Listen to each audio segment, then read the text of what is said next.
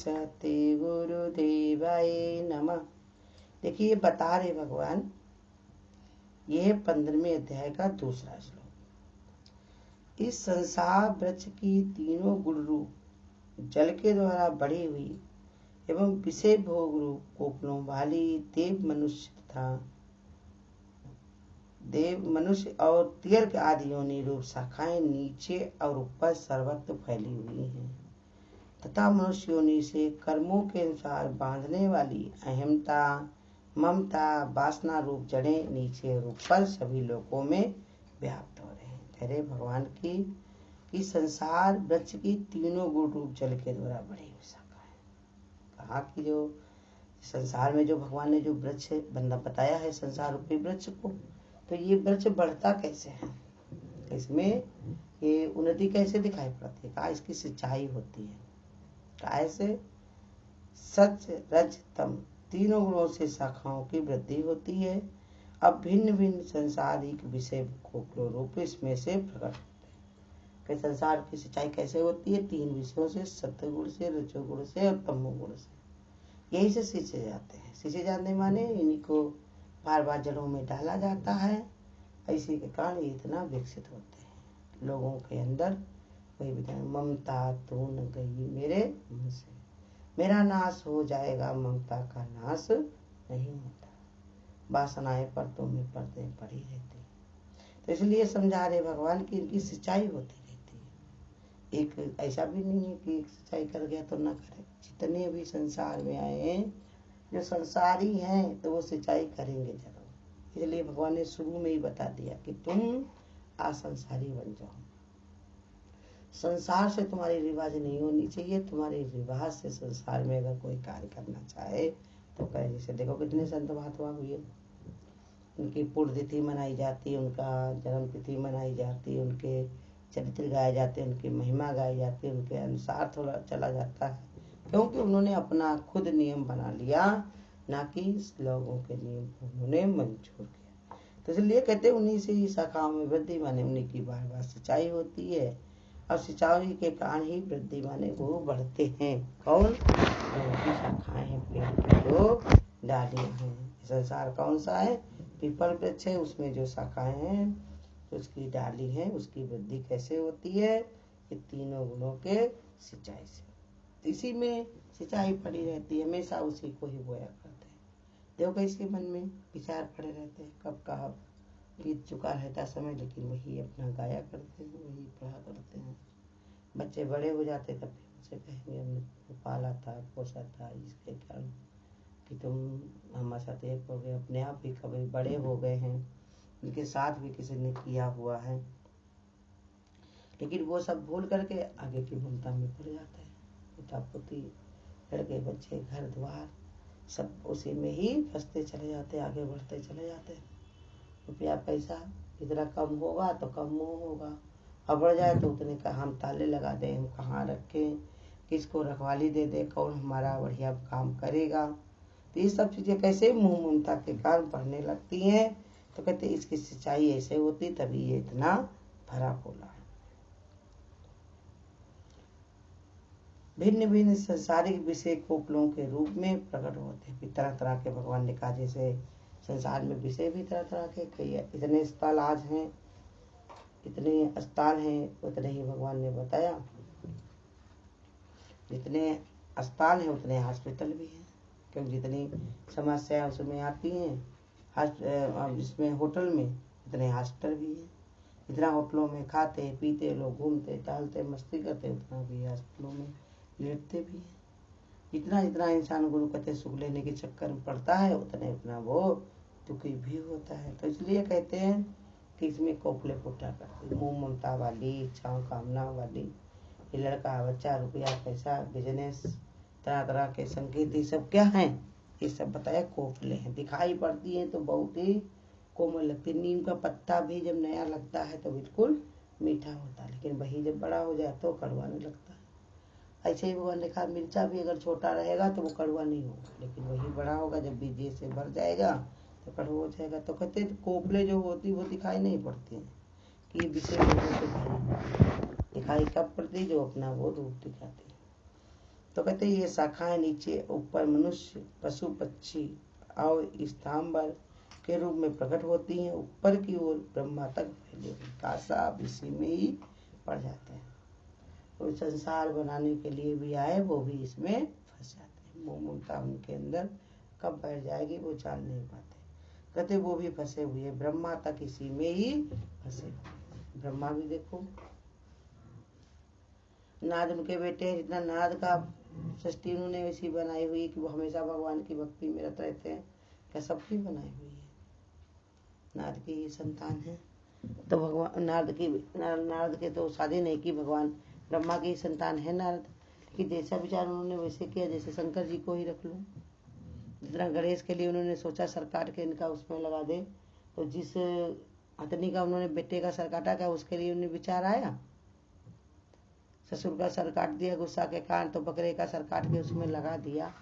तो क्या और किसी लिए? तो ऐसे ही बताया कि सबके अंदर ममता। राम को ही रख लो, अपना संसार के लिए वो बड़ा विनम्र थे। क्योंकि सीता को रावण लेकर के गया तो क्या उनके लिए उनको क्रोध नहीं आया? का पहले ढूंढते रहे वो, फिर देखो समुद्र से कहा कैसा हमको रास्ता दो तो तुमको हम सुखा देंगे। तो ऐसे ही समझा रहे कि सबके अंदर, हाँ किसी के अंदर कम है और किसी के अंदर ज्यादा है। कोई परम पुरुष परमात्मा के स्वरूप को प्राप्त कर लेता तो उसके कम हो जाता है, लेकिन हुआ कभी था और कभी भी आ सकता है, इसका कभी भरोसा नहीं करने वाला।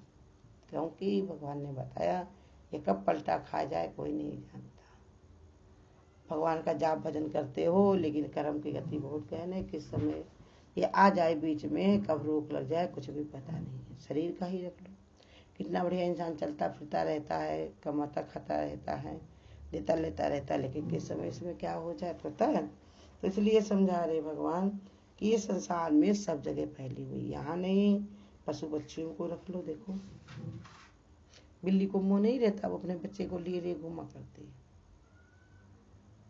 बंदर को मुंह नहीं रहता, वो भी अपने कैसे बांध के पीठी पर लदे लदे घुमा करता। तो आज संसार में मनुष्य भी अगर वही काम करता, अपने बच्चों के बारे में ही खाली सोचता है और सोचने तक कि उसकी समझ नहीं रहती है, तो कौन कमाल है? इसलिए कहते सभी में ये फैला रहता है।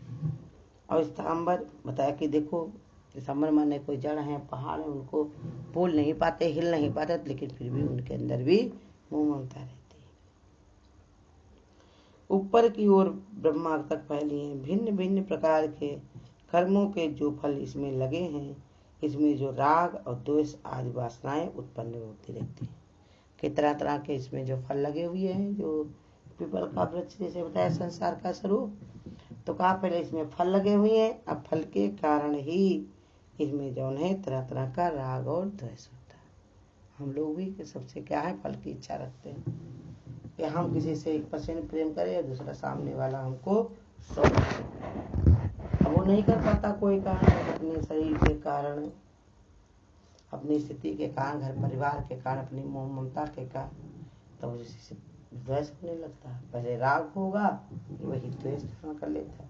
तो कहते वो भी वहां तक सबके अंदर रहता है। राम ने देखो अयोध्या को छोड़ के आगे बढ़ गए, लेकिन क्या लक्ष्मण का त्याग किया? सबको मना कर दिया, कोई यहाँ नहीं आ, जब भरत आए तो वहां देखो मिले कि नहीं मिले। ऐसे ही समझा रहे कि करो, तब जैसे कृष्ण भगवान को बताया कि अपनी माँ को 7 बच्चे जो उनके खत्म हो गए थे, तो भगवान ने निकाल के उनको दिया, उनके मुंह को दूर किया। तो इसलिए समझा रहे कि कर्तव्य जहाँ पर होता है, जहाँ से जुड़ा होता है, तो हर एक को करना ही पड़ता है, चाहे ये हमारी मजबूरी समझ लो या जरूरी समझ लो। अभी हम ही लोग हैं, अगर घर परिवार को अपने देख रेख कर रहे, ऐसे करना तो संसार भरे को चाहिए। संसार में है तो आत्मा ही आत्मा सभी में विद्यमान, लेकिन करने की क्या सामर्थ्य है? सबका कर सकते हैं, सबके लिए भाव कर देते हैं, जहाँ पर कर्तव्य होना होता है वहाँ पर डट के काम करते हैं। कर्तव्य इसलिए समझा रहे भगवान कि वो सब जगह फैला हुआ है, ऊपर तक फैला हुआ है, और यही कारण होता है राग और द्वेष का। अब इसी में से वासनाएं उत्पन्न होती है। राग द्वेष तो रहता चला करता है, वासनाएं माने उसी में वास हमारा हो जाता है, माने उससे हम निकल नहीं पाते, उसके बिना हमको रहना नहीं आता, हम रहना नहीं चाहते। ये पुनः धर्म और अधर्म संबंधी प्रवृत्ति का कारण बनकर विभिन्न प्रकार के फल और बीजों को उत्पन्न करती है। कहते यही हमारे जो धर्म और अधर्म जो है ये सब हमारे कर्म जो होते हैं, और वही सब इकट्ठा होकर के फलों के रूप में बीज बन करके हमारे सामने आते हैं। अब बीज को बोते ही उसमें से दरख्त निकलता है। दरख्त क्या है, वो लोग कहते छोटे रहते तब तक हमको नहीं परेशान होती है, लेकिन वही जब बढ़ जाए तो कितना वो लोग तैयारी चलानी पड़ती है। ऐसे ये वासनाएं हमारी निकलती ही कब घुस जाती, कहाँ से घुसती हैं, ये हम जानना नहीं चाहते। जाना तो दे, संत महात्मा सब इसीलिए बैठे हुए सब बताते हैं कि हमारा ये स्वभाव, हमारा ये संस्कार सब में जो है जटिल बना हुआ है। हम ही को इनके बिना काम नहीं चलता है, और संसार का हमारे बिना आराम से काम चल जाएगा, लेकिन हमारा काम नहीं चलता। इसी के कारण ही कहा कि जो है इसी में ही पड़ जाता है। धर्म और अधर्म संबंधी प्रवृत्ति का कारण बनकर विभिन्न प्रकार के फल और बीजों को उत्पन्न करती है, जिससे पुनः नए नए वृक्षों की उत्पत्ति होती है। ज्ञान और कर्म में मनुष्य का अधिकार है। नवीन कर्म ज्ञान के आधार पर किए जाते हैं। यदि वो कर्म सकाम कर्म की श्रेणी में आते हैं तो उनमें नई नई वासनाएं मूड बनते हैं। कहते देखो, मनुष्य को अधिकार है कि कर्म में मनुष्य कैसे ज्ञान से कर्म को करे, माने समझ ऐसा काम करे कि उसमें फंसना ना पड़े। देखो अस्पताल में नर्स होती हैं, कैसे काम करती हैं, उनको कहीं फंसता भी दूसरी जगह उनको बढ़िया पैसे मिले तो छोड़ के चले जाएंगे, क्योंकि वहाँ मोह ममता नहीं उनको।